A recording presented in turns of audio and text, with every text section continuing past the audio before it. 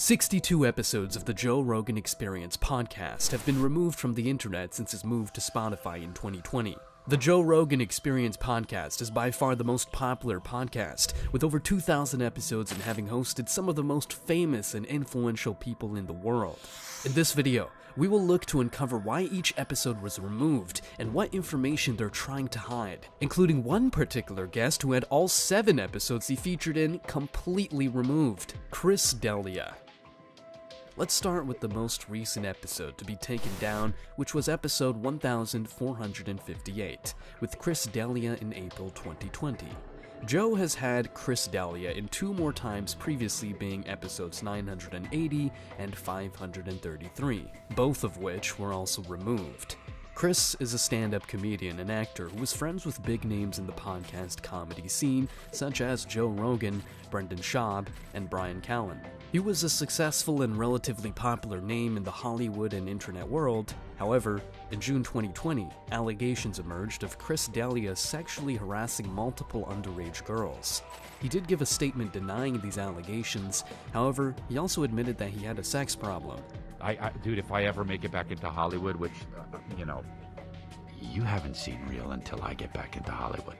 These allegations were right before Joe Rogan's move to Spotify in December 2020, and consequently, none of the 3 episodes were moved over to Spotify. As I'm watching this happen, I don't know what to think, and I don't know what to say.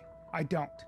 But I'm going to say it again. I have personally never heard or seen him do anything illegal.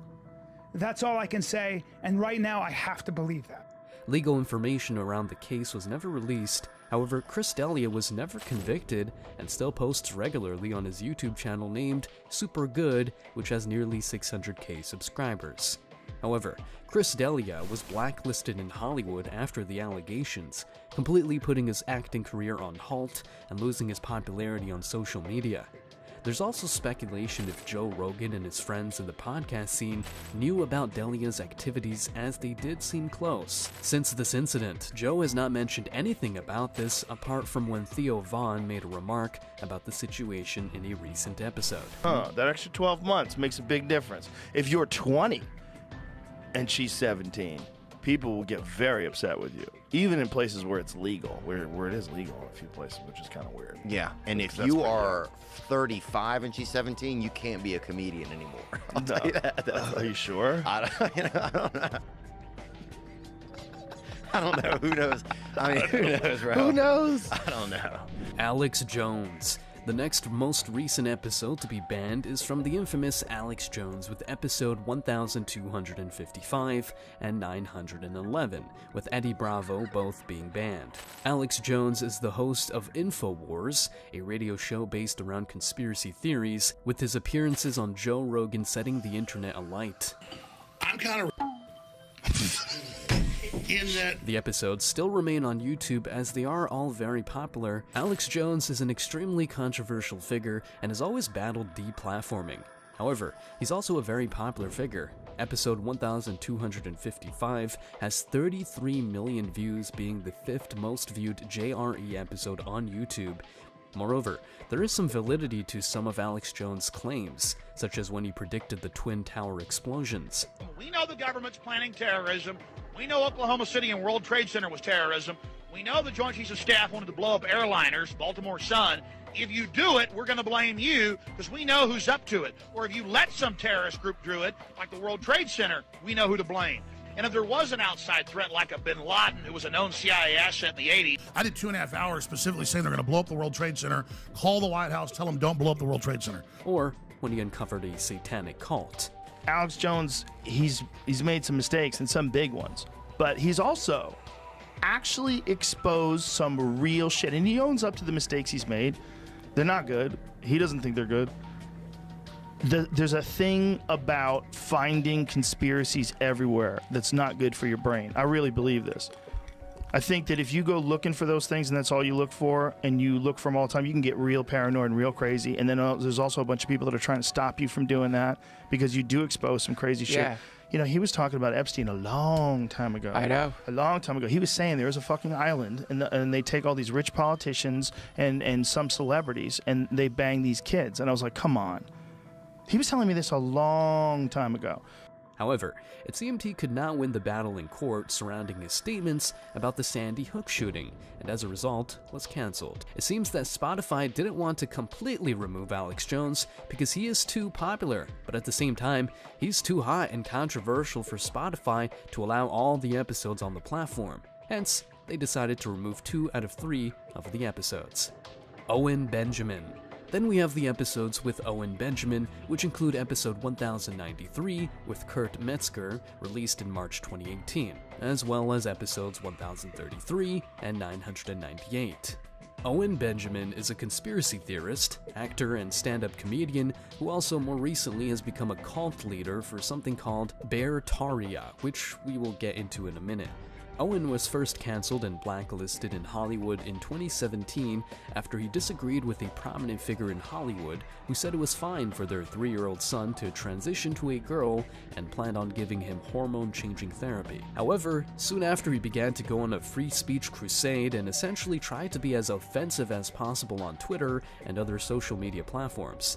This led to Joe Rogan staging an intervention in which he told Owen Benjamin to chill on Twitter. I wanted to talk to you about social media. Okay. Because I love you. I love you too. I think you're a very good guy. I really do. But you are the worst representative of yourself on social media. I'm a bad lawyer of myself. It's a bad form of getting out tricky ideas. It's a bad form. It's just not good. You know, you have to really think about what you're saying. However, this ultimately fell on deaf ears, and in May 2019, Owen Benjamin was banned from Twitter and also demonetized and restricted on YouTube, and hence when Joe moved to Spotify in 2020, none of the episodes with Owen Benjamin were moved over. He also started to really go after Joe Rogan, and it seems like he's honestly gone insane. How can you follow Joe Rogan? He's 5'6". What leader? If I was standing in front of Joe Rogan, I would think he disappeared. I would be like, where's my friend Joe Rogan?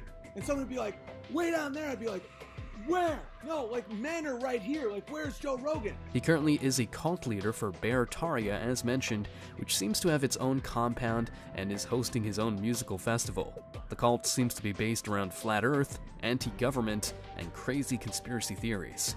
Here's a clip of Joe Rogan talking about his friend who has gone insane and is very likely talking about Owen Benjamin. When we give Owen, what did he give Owen? Oh, I think just one. He ruined his life. It would have been about 200 to 250. Yeah, I think I heard that the guy podcast. You're saying like opened 250. the door and went out. Joey made a video, but the day it changed Owen's life. Like, literally, the guy's head up. Like, he went outside and he vanished. He's gone. Owen, we feeling all right? Yeah, I'm just going to get some air. Yeah, nah, I'm fucking crazy high though. Okay, you want more water? Yeah. Okay, nice. let's do some water. Yeah, you just relax. Man. This is the devil here tonight. Get some air right there. Get some air on the balcony, and take your water with you just in case you fucking, you want to dehydrate a little bit. You'll be all right. This happens. They had to do 1,000 things. Little stupid. He abandoned shit. Sargon of Akkad. Carl Benjamin, better known as Sargon of Akkad, is a large political YouTuber with nearly 900k subscribers, whose views, to most, would be considered right-wing and extreme. Sargon of Akkad appeared on Joe Rogan in June 2017. He was a popular figure on Twitter and YouTube for expressing his political views. He is British and a member of the UKIP party, as well as being very anti-feminist, from which he gained a lot of attention. 1 month after his appearance on the podcast in July 2017, Sargon of Akkad was banned from Twitter for a range of reasons, but the main ones being tweeting interracial gay p-hub to white nationalists to annoy them, as well as calling someone Jewish slurs. He would also go on to say, "I wouldn't even R-word you," to a British female politician for the Labour Party, who was making a statement that R-word threats were common for her. I think we should treat women the same as men. And that means if a woman is being a giant bitch, I'm going to be a giant dick back to her. Any questions? The question for UKIP's leader, will this plan work? Why would moderate Leave voters back a party like this, someone who stands on a ticket as a comedian who says that it's okay to say, I wouldn't even a Labour MP? There's lots of grown-up people out there in the general population who are going to say, oh, do you know, I think that bloke said something really stupid. But by the way, 90% of the rest of the stuff that he says is quite sensible, so it's not a bad idea to actually vote for him. This, as you can imagine, was received with a lot of backlash, and he was not only banned from Twitter, but also Patreon. Due to this deplatforming, Sargon of Akkad's episodes were never added to the Spotify library in 2020. However, interestingly, Sargon of Akkad still regularly uploads on his YouTube channel, as well as having been reinstated on Twitter in late 2022. Gavin McInnes. Here we have another interesting story. Gavin McInnes was on 2 episodes on the JRE podcast, the first time in October 2015, and then again in February 2017. At the time, he was famous for co-founding Vice back in 1994 and posting provocative political videos on his YouTube channel. In 2016, Gavin then co-founded the infamous right-wing, male-only group called the Proud Boys. The history of the Proud Boys, which is what ultimately got Gavin McInnes cancelled, is in this clip explained by Anthony Cumia, one of Gavin's good friends, who was also on the JRE podcast. Well, listen, we were talking about this last time I was with you. Right. The Proud Boys. Yeah, started Gavin. off as a goof and then became like I mean, they won't let him in Australia now. Have you seen that? No, it's gotten insane. Yeah. Like, Gavin is considered like a war criminal at this point. Explain how it all started, because people don't know. So we had this employee, Ben Ratner. Rat never talked about girls. He's like this really Jewish, real red hair, kind of gangly, kid, and he liked going to Broadway shows and things, and we always questioned his sexuality and whatnot. And Gavin really started hitting on him, going, "What are you doing? Like, get laid. A kid your age should be out there just fucking plowing through pussy." So he goofed on him about that, and then said, "We ought to make a club called the Proud Boys, and that way you can learn how to be a man. And, you'll get chicks and tattoos and, drink beer and hang out with guys." As a joke. It was like this parody of a men's club. And slowly this fucking thing mutated into something. It got more members.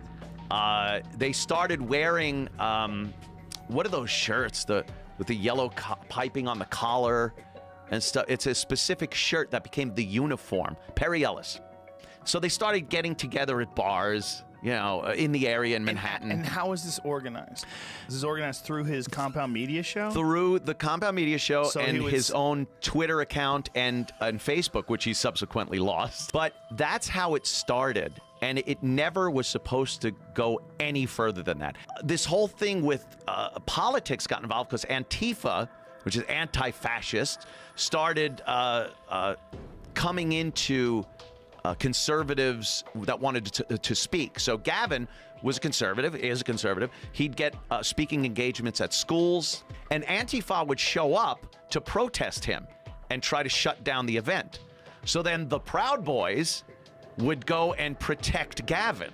So then it turned into this, because they're fighting with Antifa, they must be the fascists, right, the Nazis. And once that gets out there, there's no pulling it back. Consequently, as the Proud Boys grew and Gavin was labeled as one of their leaders, he was completely deplatformed in 2018. Gavin resigned from the Proud Boys in 2018, realizing he had gotten out of control, but the damage was already done. And in 2020, when Joe Rogan moved over to Spotify, both episodes were not moved over to the platform.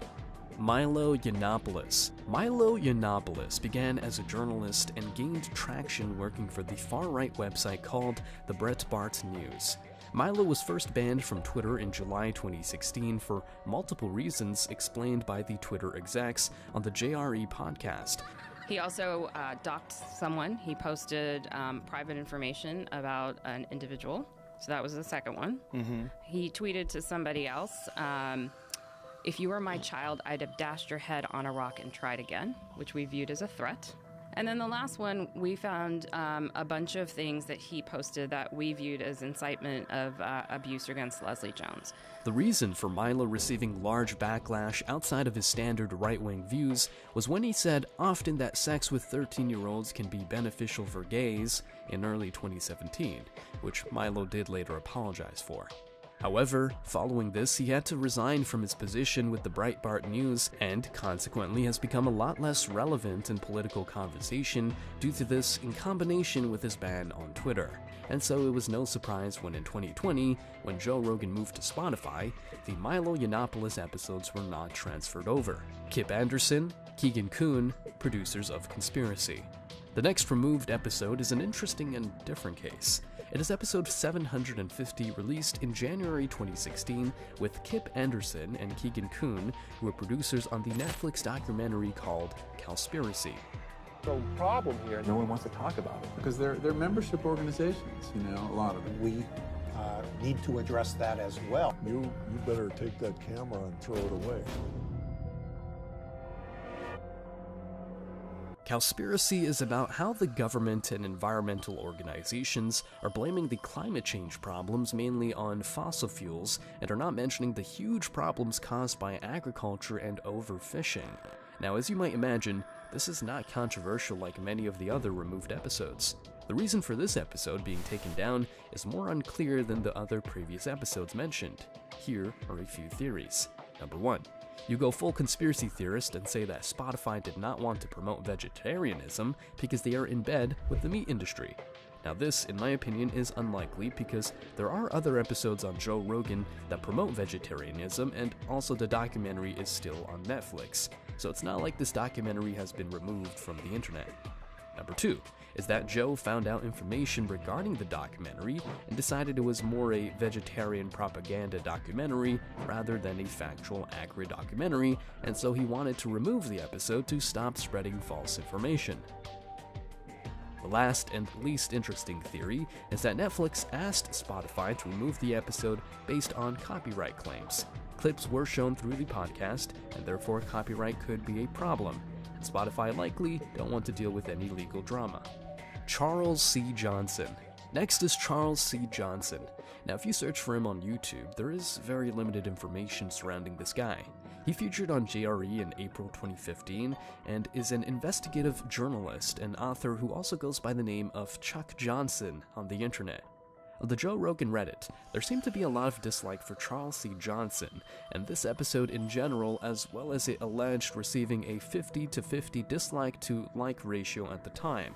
However, there is no way to prove this, as not only did YouTube remove the dislike ratio on videos, but this video, including all JRE podcast episodes without 1 million views, were removed from YouTube when the podcast moved over to Spotify. Despite this, we did find some clips from the podcast on an alternative website that illustrates why this episode potentially was so hated. Like cops are evil, that they're predatory, that they're dangerous. And it's obvious like why the Obama administration is pushing it, because they get these consent decrees in where they can basically rewrite the policing rules and essentially take over the policing departments. Like there's this whole debate about the MAOA gene, which is like this gene that Black Africans have it's like a proclivity to violence that they have. MAOA gene. Yeah. God, is that really true though? I mean, you look at all the violence and murder and death that's been done by the military, and you think about how many people involved in the military are white and how many people making the decisions are white. I mean, ultimately, that's white people causing violence. Charles C. Johnson, like almost everyone on this list, has been banned on Twitter. He was banned in 2015 after tweets to raise money to take out a BLM activist called DeRay McKesson. He did sue against his Twitter ban in 2018, saying it went against his First Amendment right, but he ultimately lost the case and remained banned. In 2017, he would also receive a lot of backlash following his statements on a Reddit Ask Me Anything, in which he said, "I do not and never have believed the 6 million figure," referring to the number of Jews killed in the Holocaust, and also would say he did not believe that Auschwitz and the gas chambers were real, hence being labeled a Holocaust denier. It seems to be a combination of these controversies, on top of his general right-wing statements and his statements in the podcast itself, such as the ones mentioned that led to Spotify not moving his episode over in 2020. David Seaman. David Seaman has had the most episodes removed by far, with 7 episodes not being added to the Spotify library. As we go further down the rabbit hole and we uncover more older videos that have been removed, it becomes very hard to find information about these guests. For example, you will find no actual clips from this podcast on the official JRE channel, despite David Seaman being on 7 times. Regardless, David Seaman was a journalist and writer covering mainly on topics such as technology, finance, and news. However, in 2016, after his appearances on JRE, David Seaman gained a lot of publicity for promoting the Pizzagate conspiracy theory. Pizzagate was a conspiracy theory that emerged during the 2016 political election that a pizzeria in Washington, D.C. was the center of a sex trafficking ring involving high-ranking officials, especially members of the Democratic Party. This online theory culminated in December 2016 when an armed individual began firing shots inside the pizzeria but found no evidence of criminal activity. From there, it was widely debunked and deemed to be completely false. However, as mentioned, David Seaman widely promoted this conspiracy theory, and you could say banning all 7 episodes, maybe they were trying to hide something, but I'll leave that to your imagination. Stefan Molyneux. This is a unique case because Stefan Molyneux has 1 episode that was removed from the Spotify playlist. Stefan Molyneux is a philosopher and ex-YouTuber whose channel in June 2020, which nearly had 1 million subscribers, was deleted. This was the 2nd largest YouTube channel to be deleted at the time after Alex Jones. Here's Stefan talking on the Chris Williamson podcast about his YouTube channel being terminated. Interestingly, this episode with Chris Williamson was also taken down on YouTube, but remains up on Spotify. Tell us what's happened over the last week. Well, so there's been sort of a successive deplatforming-ish kind of stuff that's been going on with me and YouTube. It goes back to a year ago, February, right after I criticized censorship at the European Union. I ended up being vanished out of, I think, suggestive videos, promoted videos. They took my most popular video, the story of your enslavement, and made it like adult content, so it couldn't show up in the searches and you had to be logged in and all that. And that cut traffic quite a bit. I'm the kind of guy Going to that, what did you say? You just criticized Yeah, I was just criticizing the sort of ongoing censorship issues that were occurring on social media platforms. After listening to the podcast, here are the 2 main controversial topics that were discussed in the episode. The first is Joe Rogan questioning Stefan about his anarchist beliefs. It's not good philosophy to have a universal called the non-aggression principle, which you and I and this fine fellow here and the listeners, we all accept, right? We're all here voluntarily. You don't force anyone to come to your shows. I don't force anyone to listen to what I do. So we all accept that at our personal level, and that's what we teach our kids, right? Don't hit, don't take other people's stuff, don't push, that kind of stuff. The government is just people. How do they get this get-out-of-jail-free card where they can do stuff that is specifically illegal for the private citizens, like print money, like take out debts on behalf of other people? You and I can't do that. I can't go buy a car and send you the bill. And they can invade countries, they can force people to pay for things, they can incarcerate huge numbers of people, largely on a whim. They can tell people who are doing things like drugs, which is a purely voluntary form of enjoyment and self-medication, they can throw them in jail. I can't do that. You can't do that. If I want to pay for my kids' education, I don't get to walk up and down the street with a machete saying pay or die. I mean, but this is the way that we've set up, or the way we've inherited society. Sorry, I don't want to go on too big a rant. No, but it's a good rant. It's a good point. Secondly, Joe questions him around his misogynist claims, in particular that women are responsible for crazy men, as the women choose to breed with these males. But you said some stuff about women that I have even disagreed with. And one of them, you did this thing recently where you were talking about how the way to get assholes out of society, it's women's responsibility, because women are breeding with these assholes and they're making assholes. It's not only women's responsibility, right. But it's a key part of the equation that I think is not discussed enough, which is the sexual choices of women. That expression, though, or that sentence is really critical. But the reality is, I think, and I think this is, somewhat debatable, I think it's fairly well established that In general, men ask women out and women say yes or no. And I'm saying to women, one of the ways that women can incredibly contribute to reducing the cycle of violence is to choose better men. Because there's a part of women, and again, this is fairly well established, at least as well as these things can be established, there's a part of women that likes the alpha guy. And I get that. I mean, men are attracted to particular physical things which indicate fertility, and women are attracted to particular male traits that indicate good provider. And again, there's nothing wrong with any of that. That's perfectly natural. But the reality is that we do need to be wise in who we choose to raise our kids with and who we choose to have kids with. Interestingly, however, Stephen Molyneux regarding this particular episode would later say that he felt that Joe Rogan ambushed him on this episode. Well, I did two really enjoyable shows with Joe. One was just in a hotel room, and then the other one was down in his studio, where he fed me bulletproof coffee until my eyeballs rotated. And really enjoyed them, liked him a lot. And then, I don't know exactly what happened, but my guess is something like this. So, he apparently is friends with Anna Kasparian, and from the Young Turks. And I did a video criticizing something Anna Kasparian did, and then I think Joe went on a show with Anna Kasparian, and then Joe invited me down, and you know, it's kind of like an ambush. He dug up every negative thing that he could find about me, and you know, it was one of these like, hey, you know, right? However, it is also important to mention that one of the main points of controversy around Stephen Molyneux is that he discusses the relationship between IQ and ethnicity. This topic was not discussed in the deleted JRE episode, however it likely does also add to the reasoning behind the ban and censorship placed upon Stephen Molyneux on social media. The US Army, for over 100 years, has been giving more or less IQ tests to people to figure out whether they're sort of officer material or, you know, grunt material, so to speak. And what they noticed was between blacks and whites, and this becomes this bichromatic nonsense because the question of ethnicity and IQ is a whole layer cake. You know, just very briefly, the very top, the Ashkenazi Jews. And then under that you have, I don't know, the word Orientals kind of come out of favor, which is kind of annoying in a way because how do you differentiate people from India, people from sort of East Asians, whatever, the Chinese, Japanese, and so on. 103, 104, 105 IQ in general. You've got your run-of-the-mill vanilla Caucasians coming in at 100. And 100 is just, I don't know, it's just the baseline. They recalibrate it from time to time and so on.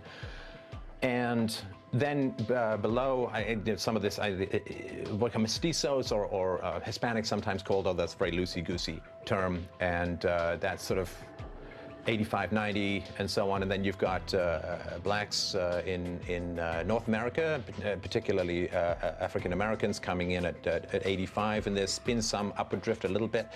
And then below that, you start to get sub-Saharan blacks at 70. There are pygmies in the high 50s, low 60s. There are the indigenous people of Australia, I think, in the low 60s. And some of these numbers, again, I don't have them all tattooed on my wrist or anything. But so there is this range. It is unbelievably heartbreaking. I mean, just I'm straight up about all of this. Like, this is one of the most difficult facts I've ever had to absorb in my life. Furthermore, it is likely that those two topics discussed in the removed episode, especially when you look at Spotify's general stance with the previous removal of episodes, would indicate that this was enough for Spotify to remove this episode. Bert Kreischer. He's been on the show 36 times, yet his appearance in episode 525 in July 2014 is the only episode he has been involved in to be removed from Spotify. However, to explain the theory to why this episode was removed, first we must move ahead in the timeline to 2 episodes, with Dave Asprey, who we will first discuss as both his appearances on JRE have been removed from Spotify, and his story potentially relates to the reasoning behind the removal of the episode in 2014 with Bert Kreischer. Dave Asprey. Dave Asprey is well known as being one of the founders of the term biohacking and the founder of the company Bulletproof, which sells biohacking products. Dave Asprey's first appearance was based on his pioneering of butter and high fats in coffee. On it, the company Joe Rogan co-founded even began selling this coffee, called Bulletproof Coffee, on their website. However, problems began to arise after Dave Asprey's second appearance, in which Tite Fletcher, who is the founder of another coffee company, Caveman Coffee Co., and a very good friend of Joe Rogan, is also a guest on the podcast. First, Dr. Rhonda Patrick addressed it in episode 459 in February 2014 about Dave Asprey claiming false information, and then Joe Rogan went on to explain the issue around Asprey's claim about all coffee having mycotoxins. Here's the issue. This guy is selling coffee, and now we're selling this coffee through On It that was supposed to be the cure to this issue. So his contention was that 70+%, whatever it was, of all coffee is infected with mycotoxins, and they make you sick, they make the coffee taste bitter, they make you taste bad, they make you feel bad. I took too much of this at face value and parroted a lot of the things that he said, and then we decided to start looking into it ourselves. Well, they've known about mycotoxins in coffee for a long time. There's a PubMed study from 1980 about mycotoxins in coffee. It's always been an issue, but they've been able to resolve that issue with wet processing. Wet processing, they know how good coffee providers know how to eliminate this from coffee.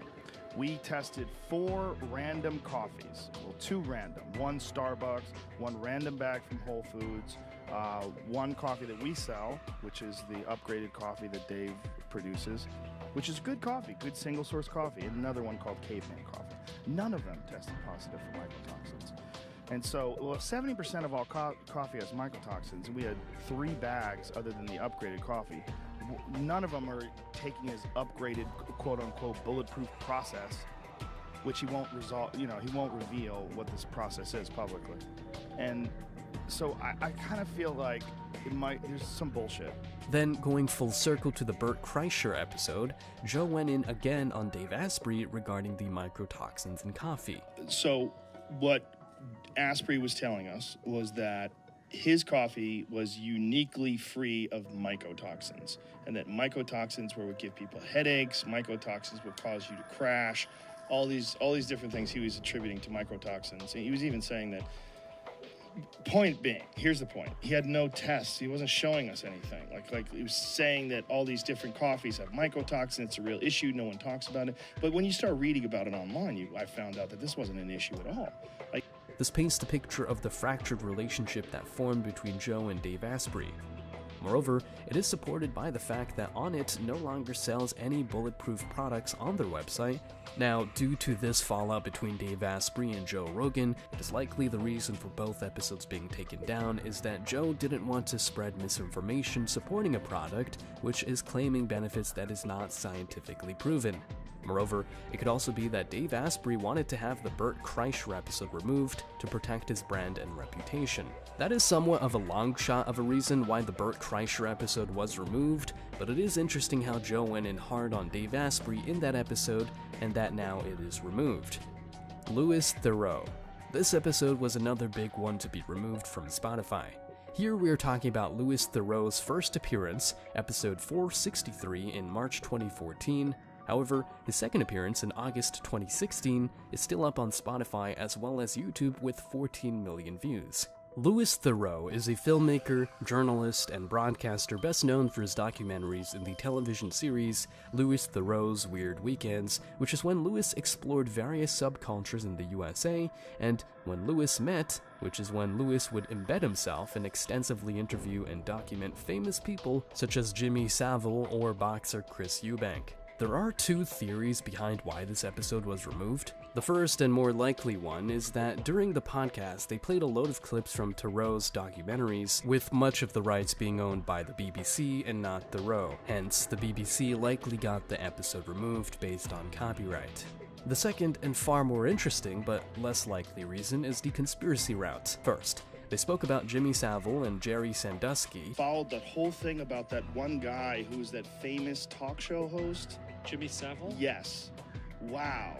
That is fucking crazy. The guy was a pedophile, and apparently for decades, and it was covered up, much like the Jerry Sandusky case in America.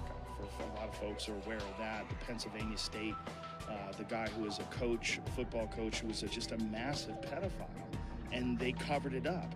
They covered it up so much, so I don't know if you're familiar with that case, but the DA, the guy who was the prosecutor, was trying to find out information. He turned up missing. He turned up missing, and they found his laptop in a river with no hard drive. The second conspiracy-ripe topic discussed was the JFK assassination and the Saputra film. He explained why he believes there were multiple shooters. Zapruder, and it's the execution of President Kennedy. I've never seen that before. Really? Yeah. That's amazing. You've never seen the Zapruder film? Just like the bits they showed in JFK, you know, the Oliver Stone film. Yeah. I'd never seen, I don't think they showed that bit. Finally, they discussed Ted Nugent, who is a famous musician and political activist. Ted Nugent has also faced allegations of sexual activities with underage girls. One of the guys they questioned in connection with threats to the president was Ted Nugent. Did you know that? Question with... He was actually, for statements that he'd made... About Obama. He got about Obama. Yeah. He got a visit from the Secret Service. Yeah, he said that he would wind up in jail if Obama was elected again. You know, he would wind up in jail. Well, and that was construed as a threat? Yeah. And they visited him. Because I made a program about... He's another guy I did. When I started out working in TV with Michael Moore, he gave me my break on TV, and I worked on a show called TV Nation, and one of the early segments was with Ted Nugent. I've always had a sort of fascination with the far right. Yeah, he's a very fascinating guy on the far right, because there's been so much bizarre shit in his past, you know, like he adopted some 17-year-old girl, or took legal custody of her so he could have sex with her. Is that right? Yeah, his parents allowed it. Or her parents I didn't know that. Yeah. Therefore, it could be theorized that Ted Nugent wanted this episode removed in order to protect his reputation. Those are just a few of the potential conspiracy reasons why the episode was taken down. Ultimately, we do not know.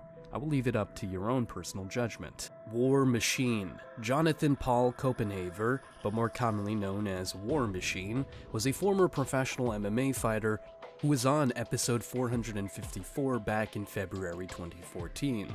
The reason why this episode was removed is dark. You read this fucking thing today, this kid got charged with 29 felonies. What did he do? He's the one that beat up the porn star, you know. They call him the War Machine. Ultimately, I feel that clip explains almost everything you need to know. He's sentenced to life, and it is no surprise why the episode was removed. Brian Dunning. This episode has been deemed to be the most hated Joe Rogan guest. Brian Dunning is a writer and producer who focuses on science and skepticism. Brian Dunning, a few years before going on the JRE podcast, wrote an article called "The Celebrities Who Promote Harmful Pseudoscience" and put Joe on that list. Consequently, on the podcast, Joe and Brian really got into it, with the episode turning into a long argument. The worst part is that he promotes these ideas to the public at every interview opportunity, but gives himself the intellectual get-out-of-jail-free card of not needing any evidence by hiding behind the childish debate technique of saying, hey, I'm just the guy asking questions. God, this makes me sound like an asshole. Well, it's just factually inaccurate on so many different levels. I don't understand why you wrote it like that. Like, there's things that you said that I believe that I don't, that I've never said that I do. What I'm willing to do is look stupid. And by talking about things and saying that looks like a controlled demolition, I know that puts you in the nutter camp, but I'm not saying it's a controlled demolition. But I say that not being willing to debate it and being insecure to discuss it, rather, not debate it, but to discuss the reality of what you're viewing is silly. It's preposterous. It doesn't mean I'm promoting the idea that 9/11 was an inside job or that it was a plot by the government. I don't think that. I've never thought that. This episode is just seen as a bit of a train wreck online, and hence, it is likely that Joe just wanted Spotify to remove this episode instead of usually where Spotify tells Joe what episodes they are removing. That is a wrap. We covered about 30 episodes in total, but there is about another 30 more banned episodes going way back to the beginning of the Joe Rogan podcast, with even the 4th episode ever released from January 2010 being removed. If you want us to cover the remaining 30 episodes and discover why they were removed from Spotify, please leave a like on the video and give it a comment. Subscribe to the channel for more content like this,